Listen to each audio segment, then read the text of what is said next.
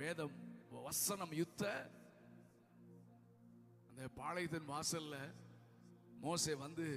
மோசே யோசுவாவும் பேசிட்டு வர்றாங்க. சர்ச்சில் ஏதோ சத்தம் கேட்குது, ஏதோ செலிப்ரேஷன், பயங்கர ஜாலியான சத்தம் கேட்குது. ஒருத்தன் சொல்ல இல்ல யுத்த சத்தமா, இல்லடா கன்ஃபியூஷன். நீ சத்தியத்தை விட்டு வழி விலகினாலே அங்க கன்ஃபியூஷன் தான் இருக்கும். நீங்க ஒரு காரியம் உங்களுக்கு குழப்பமா இருக்குனாலே அவன் வசனத்தை விட்டு போயிட்டான்னு அர்த்தம். ஹலோ, சத்தியத்தின்படி நடந்தா சமாதானம் இருக்கும், சந்தோஷம் இருக்கும். அங்க கண்டுபிடிக்கவே முடியல. இன்னைக்கு டிசைன்மெண்ட் தான் பிரச்சனை. மக்களுக்கு இன்னைக்கு டிசைனிங் ஸ்பிரிட்டே இல்ல, ஊழியக்காரர்களுக்கே இல்ல, டிசைன் பண்ணவே இல்லை. இது ஆண்டவர் தானே. ஆண்டவர் ஒருத்தன் ஊழியம் செய்யும் போதே தெரியும் இவன் எங்கிருந்து வந்திருக்கான்னு. இவங்கிட்ட ஆண்டவர் இருக்காரா இல்லையா நமக்கு தெரியும் சார். ஒரே ஒரு பாட்டு பாட விடுங்க, அவன் என்கிட்ட ஆண்டவர் இருக்காரா இல்லையா நமக்கு தெரிஞ்சிடும். இருக்கிறீங்களா இல்லையா? நம்ம ஏன்னா எனக்குள்ளேயும் நமக்குள்ளேயும் பரிசுத்த ஆவியானவர் இருக்காரு. நம்ம இன்னைக்கு இவ்வளவு இப்படி டிசைன் பண்ணாம நம்ம ஏமாந்து போனோம்னா நமக்காக வைத்திருக்கிற ஆசீர்வாதத்தை நம்ம இழக்க நேரிடலாம். கடந்த கால வெற்றி அல்ல, கிறிஸ்தவ வாழ்க்கையில நேற்றைய வெற்றி அல்ல. அதை வச்சுட்டு இன்னைக்கு நம்ம என்ன செய்ய முடியாது. இன்னைக்கு நம்ம என்ன செய்யணும்? யுத்தம் பண்ணணும். யுத்தம் பண்ணாதானே ஜெயம் கொடுக்கும். ஆண்டவர் என்ன சொன்னார்? நான் ஜெயம் கொண்டு என் பிதாவின் சிங்காசனத்தில் வீற்றிருக்கிறது போல ஜெயம் கொள்ளுகிறவன் எவனோ அவனும் என்னோடு கூட உட்காரும்படி அருள் செய்வேன்.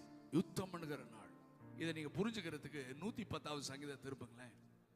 110வது சங்கீதம். ஆமீன். ஒருவேளை உங்களுக்கு ஜாஸ்தியா இருக்குமா நான் சொல்றதுன்னு தெரியல. 110வது சங்கீதம், அதுல முதல் வசனம் பாருங்க. அப்படின்னா என்ன? யார் யாரை பார்த்து? கர்த்தர் என், அப்படின்னா பிதாவாகிய தேவன் குமாரனாகிய இயேசுவை பார்த்து ஆண்டவர் சொல்ல, நான் உம்முடைய சத்துருக்களை உமக்கு பாதபடி ஆக்கி போடுவேன். ஓகே, பாதபடி எல்லாம் சொல்லுங்க. நான் உம்முடைய சத்துருக்களை, வாலிப தம்பி சொல்லுங்க, உங்களோடு போராடுகிற பாவம் என்கிற சத்துருவை, ஹலோ, உன்னை அடிக்கடி விழ பண்ணுகிற, தோற்று போக பண்ணுகிற பாவம் என்கிற சத்துருவை நான் என்ன செய்வேன்? உனக்கு ஆண்டவர் பிராமிஸ் கொடுத்துட்டார், உனக்கு பாதபடி ஆக்கி போடுவேன்.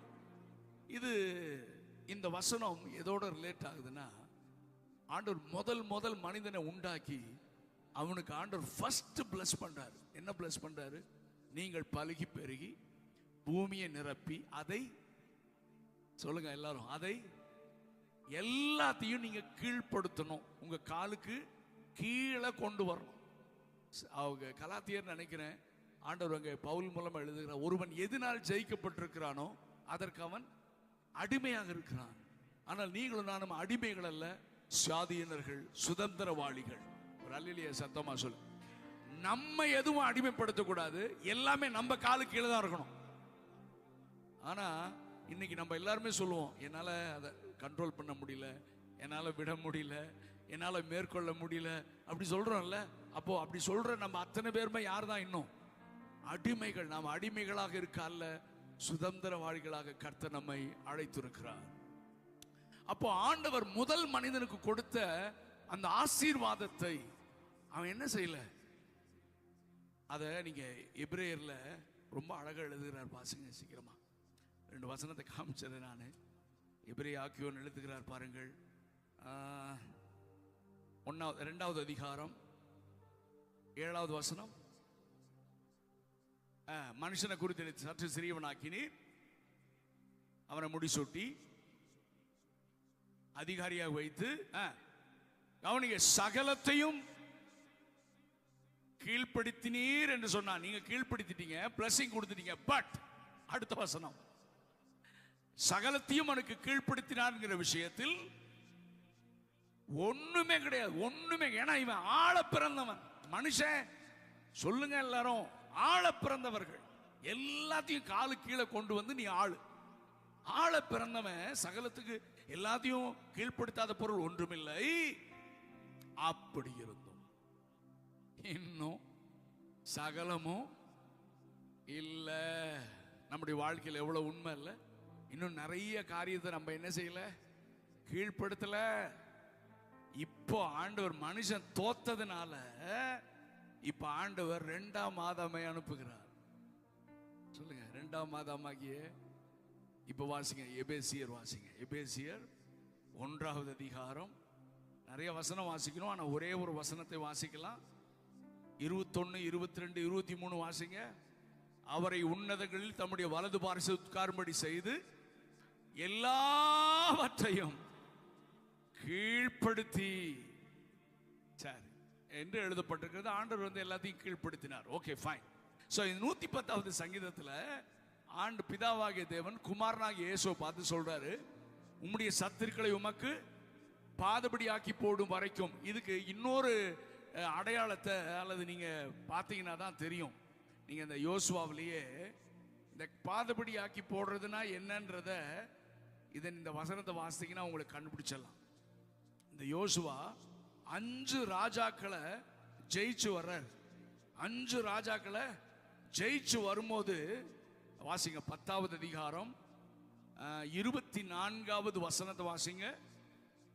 அந்த 5 ராஜாக்களையும் கெபியில வச்சிருந்தாங்க.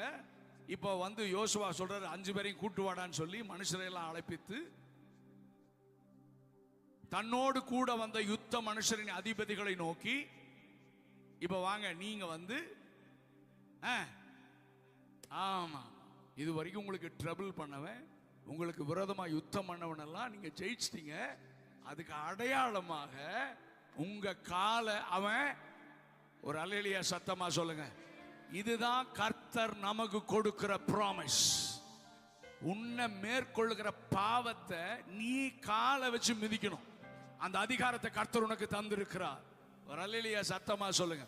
உன்னை அடிமைப்படுத்துகிற ஜென்ம குணங்களை நீ உன்னை கீழே வச்சு மிதித்து நீ எல்லாவற்றையும் ஆளத்தான் கர்த்தர் நம்மை உருவாக்கி இருக்கிறார். சரி, இப்ப மறுபடியும் 110வது சங்கீதம் வாங்க.